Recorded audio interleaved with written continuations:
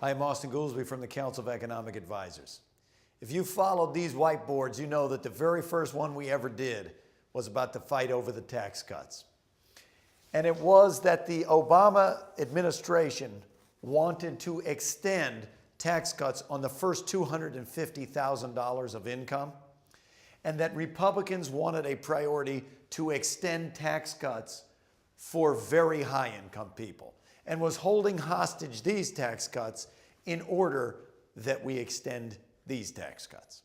The president's position has not changed. He does not support and does not think that this will work for the economy. But the other thing that hasn't changed is Republican intransigence in Congress. And we've now come up to the very deadline when these tax cuts would expire and deal a really heavy blow to the overall economy.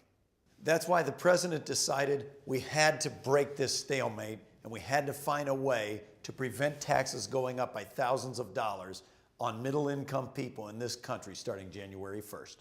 In that negotiation, the president identified his priorities as being, what are those things that will get the economy growing?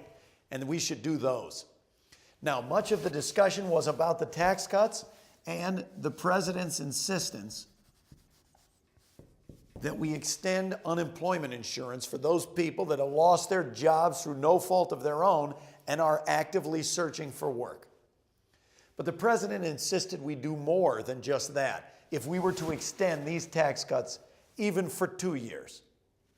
That includes things like the earned income tax credit for low-income working people,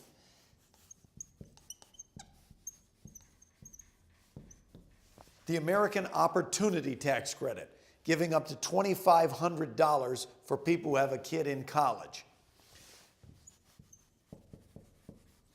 the Child Tax Credit, as well as a significant cut in the payroll tax that all workers pay that will save them more than $1,000 a year, and the president's signature investment incentives to give tax breaks to companies to build factories and invest in equipment here at home.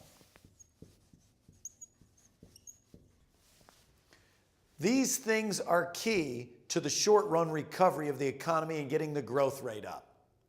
And I will point out that these Obama tax cuts are more than twice as big as the high-income tax cuts in this short period. Each of these is important. They're targeted, they're temporary, so they have no impact on the long-run deficit facing the country, and they add up to serious money that could help boost this recovery in the short run. The president's going to continue fighting this. When these tax cuts expire in 2 years, the president does not think that they should be renewed. But at a time when most people thought we weren't going to be able to do virtually anything to get the economy growing, the president saw the opportunity to stretch beyond the ideology, get these things in place, incentives for investment, help to the unemployed and to working families, to parents, to the parents of students and others.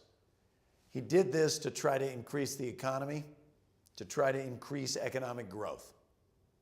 The fact is, we're going to grow our way out of these problems, and the foundation of that growth is going to be right here.